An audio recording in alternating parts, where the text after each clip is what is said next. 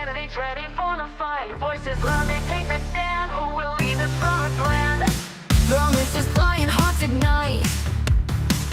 Truth and lies will take the mic.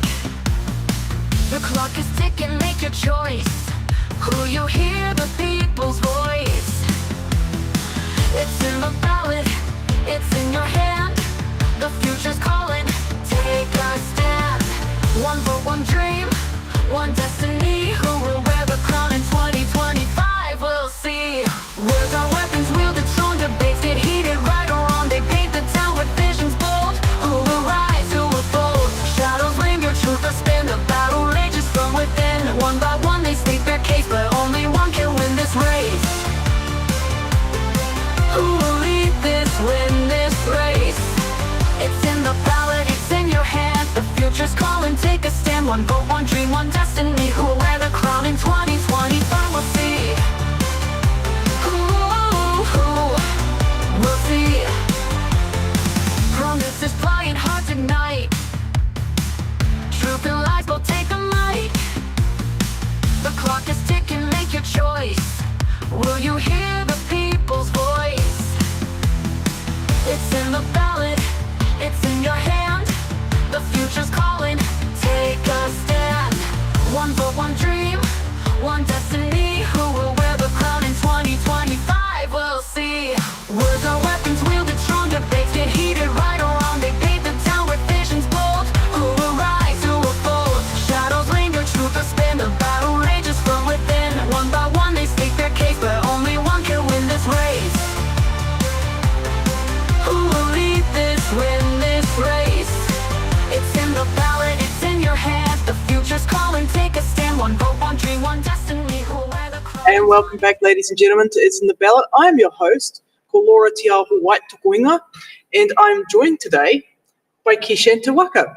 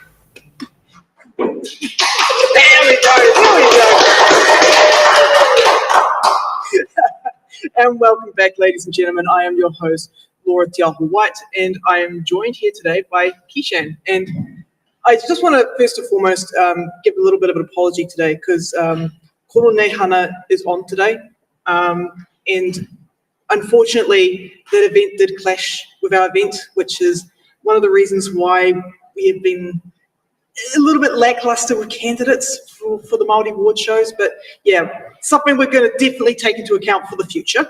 We have had me and Sam have had a discussion about this, so that's good. Anyway, enough about me. Let's get to know our wonderful candidates. Well, tēnā tātou, and kia ora to all the whānau that have showed up in this really cold night. Ko ai tēnei ki te taha o tōku māma no Ngāti Porou, no Te Ati Haunui a Pāpārangi no Ngāti Hineaho, ki te taha o tōku pāpā no Tonga, no Croatia. So on my mother's side, I'm from the east coast, Ruatoria, Rongonuiawa, and I'm from Moerewa, Ngāti Hine. On my father's side, I'm from Tonga, and I'm also from Croatia. Ko Kishan te waka tōku ingoa. Raised in Woodville pretty much my whole life. And yeah, I'm standing for Māori Award.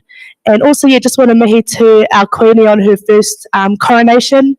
Yeah, kia ora. Kia ora. Alrighty, so you're ready to answer some questions? Yeah. Fantastic. Okay, what have we got here? Should we start off with question C? Yep, Or was it question B you want to start off with?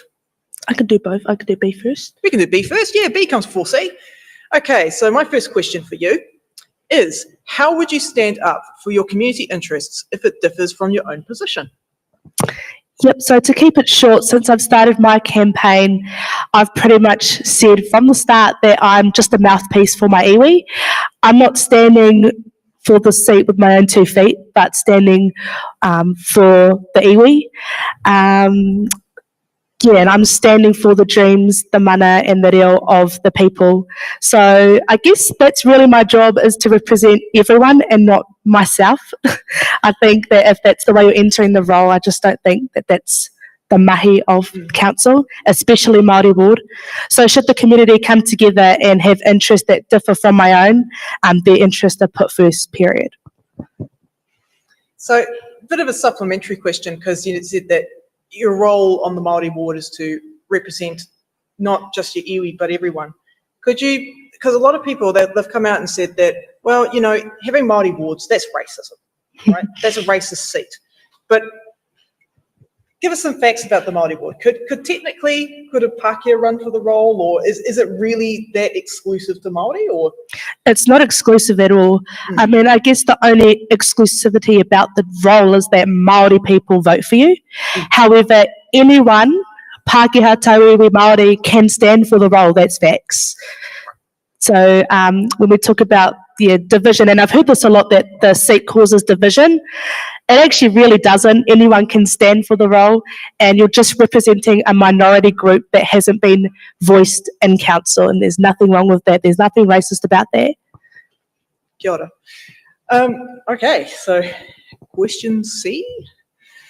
Okay, how will you stand for the community at the council table on issues where council is not in support of them? Yeah, when I decided to stand for council, I knew that one of my biggest challenges would be being a minority in council. There is one Māori ward position to cover the entire district. One member of council who is dedicated to serving the Māori community, being a voice for those who vote for me, Māori people. One person to bring Māori perspective to council. I chose to stand for this role for our community no matter what. I'm strong, and I've never been known to back down from a challenge. In fact, I love a challenge. Hey. Well, that's a great answer. Okay, question D. Oh, here's a good one. Okay, how will you ensure that mana whenua and Māori voices are heard and acted on within council decision making? I think that we're very lucky in Aroha to have 2 very strong iwi in the community that make a strong presence, and they've always been available for the community. So I've always felt in some way I've been connected to Ngāti Kahungunu and Rangitane throughout my time here, and still stay connected to both iwi. So I work for Rangitane, I've done mahi, and I know a lot of the whānau in Kahungunu. So the iwi are right there, the mana whenua are right there to contact when we need, you know, support, and to make sure that their voices are heard. And I think that I know that if I was to retain the seat, if I was to stand for Māori ward, I would make sure that regular hui are had with both iwi to ensure that, you know, I'm keeping up a good relationship with them, but also that they are up to date with what's going on in council. Yeah, so it's more like when people say, oh, you know, it's like Māori seats being like a race thing. It's more like a titiriti thing. Definitely. Yeah, it's more like a treaty ward. Definitely. Absolutely. Fantastic. Question E. Oh, here's another good one. How will you strengthen relationships between council and local hapu and iwi to achieve shared outcomes? So I think that that's the beautiful role of Māori ward. Definitely an Aroha with 2 residing iwi. This see is the perfect way to bring the iwi together. And I think that that would be my job. As somebody who's not whakapapa from here, I'm sort of going to be the in-between. Listen to Rangitane Kahungunu, both iwi are just as important as each other here. So, yeah, for me, again, I want to reiterate, regular hui with both mana whenua to ensure that I'm always listening out for what they want from me as their mouthpiece. Fantastic. Okay. F. Oh, this is a very, very important one. What are your priorities for improving housing, health and economic opportunities for Māori in this ward? Yeah, those are all huge priorities. I think first and foremost, genuine and successful consultation. Stepping into the community as a council member would mean I would need to be consistent in my engagements with the Māori community. With successful consultation, I will be able to understand what the iwi prioritise and where we need to take action. Also, different communities will have different needs. With these needs, I need to listen to Council Hui and be a strong advocate for the iwi.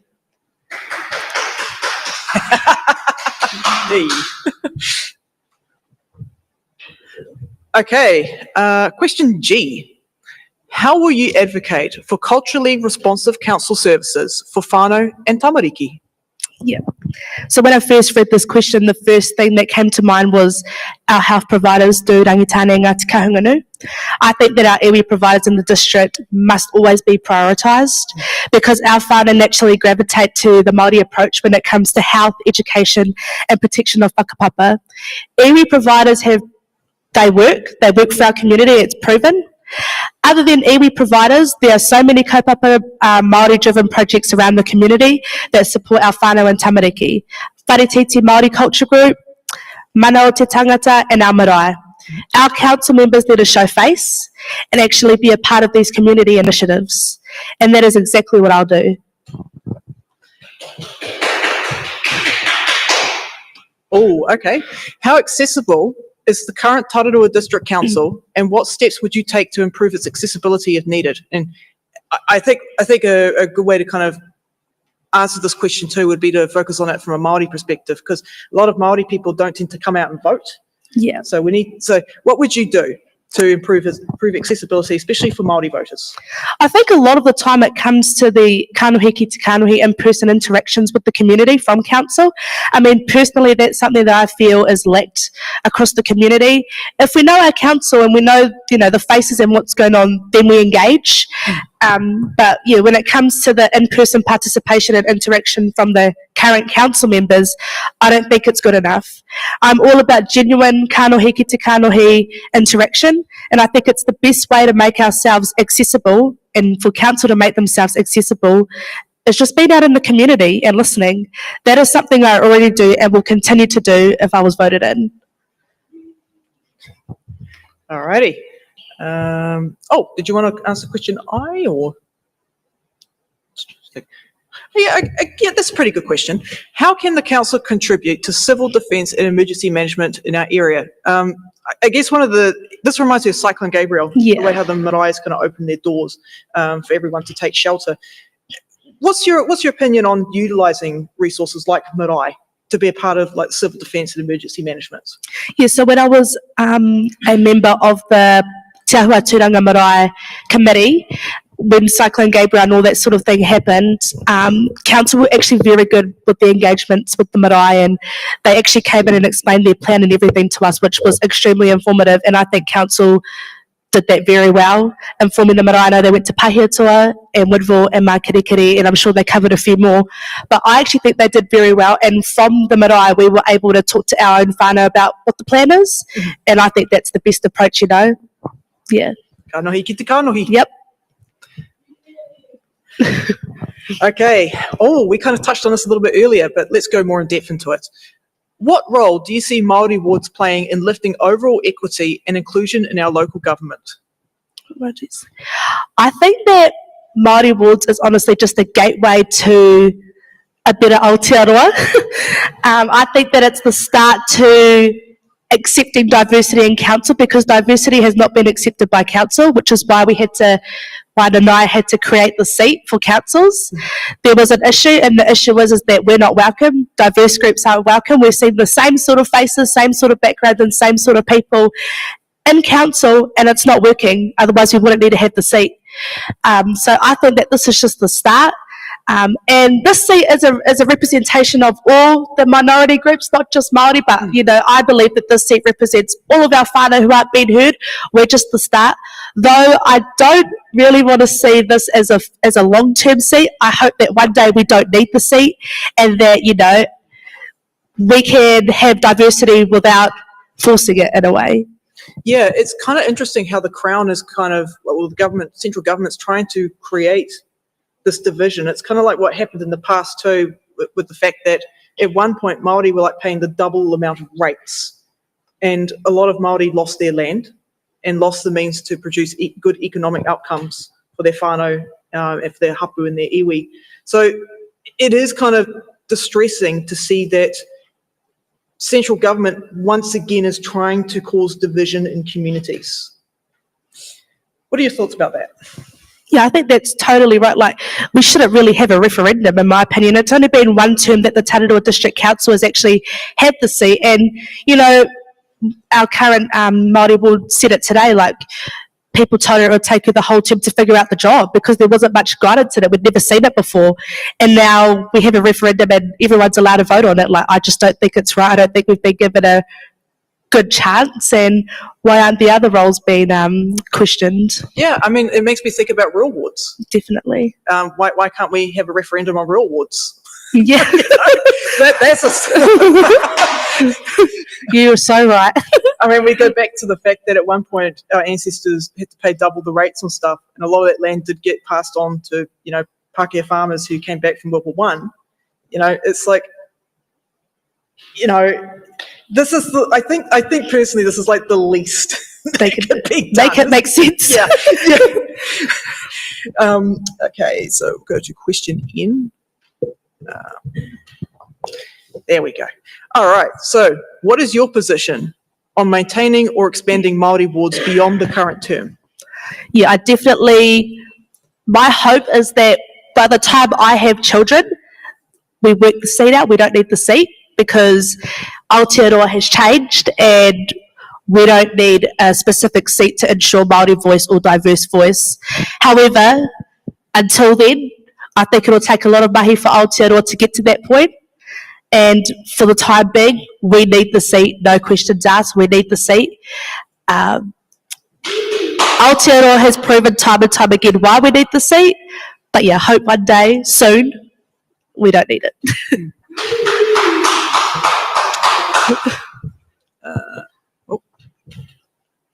There we go. All right, question P. How will you ensure that Te Ao Māori influences climate resilience? We don't want it to influence climate change. The weather's already wacky out there. Okay, influences climate resilience, water management, and land use planning. I think that Māori are the best kaitiaki of our taiao. There's a kōrero that goes, ko au ko te taiao, ko au. It's literally, I am the environment or the taiao, and the taiao is me. It's in our whakapapa, and it's our responsibility to look after our taonga, to look after our atua. Therefore, yeah, we are the best kaitiaki in Aotearoa for our taiao.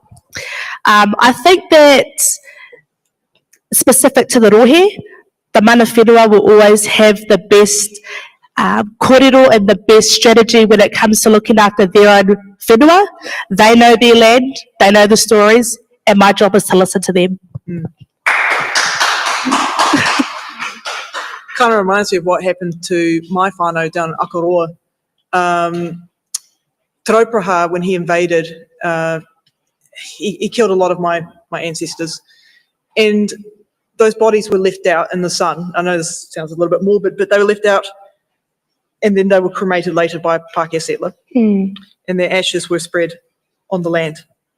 Now, what ended up happening down there is that the council at the time, this was back in the 70s, went ahead and built a sewage treatment plant on that same spot. And to this day, that sewage treatment plant is leaking effluent into the harbour. So yeah, it is. This is personally why I think Māori wards are also really important, because it's like, hey, if we could have we could have avoided that outcome. But yeah, it's actually easier as well for council to just listen to, because then things like that happen. They know the stories. Just listen. Yeah, I imagine it would probably save them a bunch of money in the future as well. 100%. What question are we doing? Question Q. Yep. Okay. What is your position on balancing economic development with protecting taonga species and Māori cultural landscapes? I think that too often in this country, economic development is prioritised over Taonga Māori. This is concerning because no pūtea, no money is ever worth destroying Taonga. No flash moor or walkway is worth destroying our cultural landscapes. I think that when it comes to local government and balancing both iwi, and balancing the both, iwi partnership is so important. Iwi should have the final say. Alrighty. Let's see what questions we got there.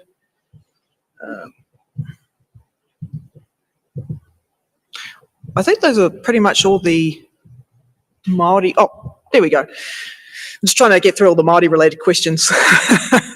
How will you uphold kaitiaki? I've been talking all day, folks. Kaitiakitanga guardianship in council decision making on environmental issues. Again, I think it's quite similar to the other partai, but I am to listen to mana whenua, to the iwi, and really take leadership from them, because yes, I have my own whakaaro and my own hononga tua atua to whakapapa and all those sorts of things, but specific to this rohe, we have two amazing iwi who already do a lot of work in this sort of space as well, so why would I not listen to them? But yeah, sorry if it's similar to my other answer, but yeah, a lot of these questions, a lot of these questions do get quite repetitive. Oh, here we go. Question Z. How will you engage rangatahi Māori in council decision making and leadership opportunities? Yeah, this is probably one of my biggest. I've written a lot of things down so that I stay on track because I go off. But this one specifically, I need to stay on track because I could go on all day about this one. I think since starting my campaign, the engagement of rangatahi Māori in the community has gone up heaps. Now when I walk downtown, instead of being asked, what am I up to this weekend? I'm asked about my campaign, one way or another. And this is huge. Our kids are watching me, which means I'm watching politics. One of my biggest goals when I started all of this was to engage rangatahi in politics. If I was voted in, I would be their representative. My job would be to help them understand what goes on, but in their language. None of these big fancy words, but the language that they understand. I hope that me making a stand inspires our rangatahi to do the same, because council is for everybody, not just for people who wear suits or use big words. This is for everybody. I would be a familiar face at all the local events where rangatahi already are. Marae, sports, mahi kapahaka. Instead of asking youth to come to council, which I've heard a lot since starting my campaign, we need to go to them. I would also love to start a youth council, something Alison and Ethan, who are other candidates for this year's council, are already talking about. Yes, and Ethan was here earlier, and I thought he did a fantastic job, and it's really encouraging to see rangatahi picking up the baton, picking up the whittle, picking up the challenge. Yes. Oh, here we go. What is the biggest challenge facing Tararua District Council? Yeah, so we had this question recently. We did these little videos for council sort of promoting ourselves, and this was one of the questions. So I'm just going to go off that same one. I think that people may have their differing opinions for this question, but for me, I think that council struggles to engage with the community that they're serving, especially younger people, and that is reflected in the enrolments for 18 and 24-year-olds, it's their age demographic. Only 57% are enrolled, and if that's not a red flag that our future are not voting, I don't know what is, and I think it all comes down to engagement. Alrighty, so would you like to keep answering these questions, or are you ready to go on to hard-hitting questions? Give me a hard-hitting question. All right. Graphics time. Oh.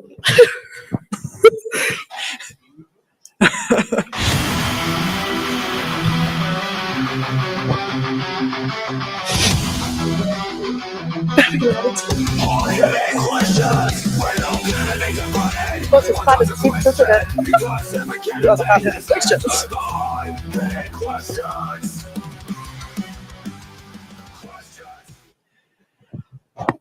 Alrighty, so for the hard-hitting questions, don't worry, I will not be screaming at you. Okay. Okay.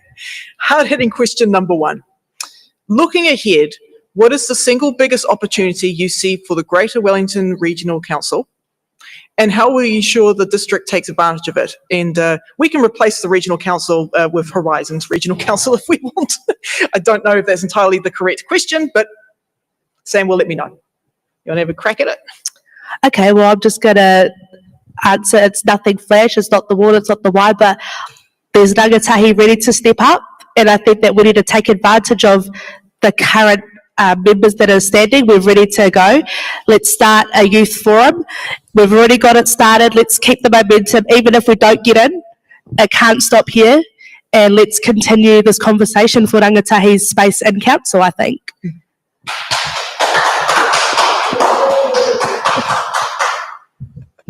Alrighty. Hard-hitting question number 2. I thought this should have been a part of the box questions. But what are your top 3 priorities? Māori, engagement, and rangatahi. Very simple. I guess I could ask, how do you plan on achieving those? I think that first and foremost, just being a face around the town. Like, not many people, and this was quite concerning when I started my campaign, not many people knew what Māori wards were. So it's been hard to try and convince people to vote yes for the referendum if we don't even know what the job is. And that's scary. Even our own people, yeah, they know it's something Māori in the name, but if our own people are a bit confused and conflicted, that's quite concerning. So I think for me, a priority would be to be active, to be out there, and to be always engaging with our people. So when people see me, Māori ward, they know what I am, they know what I do, and people are then want to stand for the job, hopefully. Okay. Hard-hitting question number 3.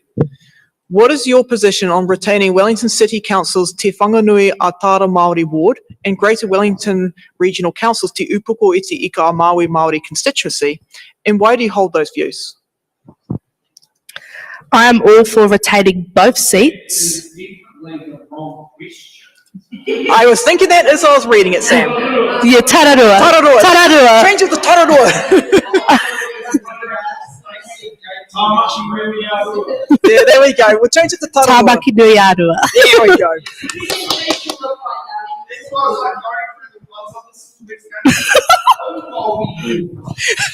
I kind of sort of try to figure it. So, don't worry, I was reading this, I was like, hold on a minute.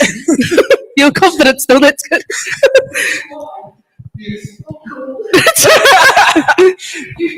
So go with the same question, but for Tāmaki-nui-a-Rua. Yes. Yeah. Yes. I was excited to see that because I've been talking to a couple of the candidates for that role, and we have sort of created our own little forum of rangatahi running for Māori ward and Māori seats across Aotearoa, and I've started to learn a lot about that specific seat, which is cool. Anyways, I'm all for retaining both seats. In my ideal world, and I've already said this, tangata whenua wouldn't need a designated seat to be heard. But the reality is that right now, without these seats, our voice is not present in forums such as council. But we're getting there, and it's so exciting to see how many Māori are standing just in the Tararua district. It's so cool, and it makes this journey a lot easier. But minority groups like Māori have not always been welcome into council. Colonisation has a lot to do with that, but I won't go there yet. I applaud the likes of Irina Peti-Weber, who, when she was successful in retaining her seat in council as a Northern councillor, she was the first wahine Māori in 30 years in our district. This is not diversity, and this is not right, but these seats bring diversity. Now, here's my hard-hitting question. Do you think, I've heard a lot of people I've heard a couple of people who's done the show that said that the Māori ward disenfranchises Māori voters. Do you agree with that position or not, and why? I think one of the biggest concerns I've heard from our people when it comes to jumping on the Māori roll, all those sorts of things, is that we don't have much choice. And I think that that's what really causes division amongst the people when they choose what role they want to be on. Yep. We have one representative for the entire district for Māori people. everyone is like, well, if we stay in the general role, we get to vote for 4+ mayor. You only get to vote for you and mayor. Yep. That's not fair. I think that needs to be changed. And then I think if we had more representatives, it wouldn't be questioned. They'll jump on the Māori roll straight away. Yep. And for the record, I am on the Māori roll. Kia ora. So, so I've got to choose between you and your cousin. So that's going to be fun. But yeah, I mean, it is quite interesting. You get some people that say, well, I've even heard some people say that we get 3 votes. I'm like, where? Where are those? Where are those? I get 3. I get to vote for.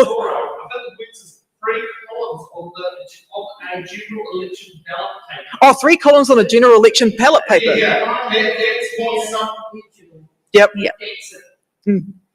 Yes. That's what some people think. They think we get to vote both on the general and the Māori roll, which is completely. We don't. But No. so many people who don't like the leave it. That's why I think it's your team. Yeah, Try to go here. Yeah. Well, not on this show. But yeah, that's pretty much all the questions I have for you tonight. Thank you so much for coming. I know that we had the Korone Hana event happening today. I saw like half of Ngāti Kahanu-Niki-Wairua in up there, which is like, oh, half of my iwi's up there. But yeah, thank you so much for coming. Thank you. This was actually so nice and a nice style of interview from what I've been doing. This was really nice, so thank you.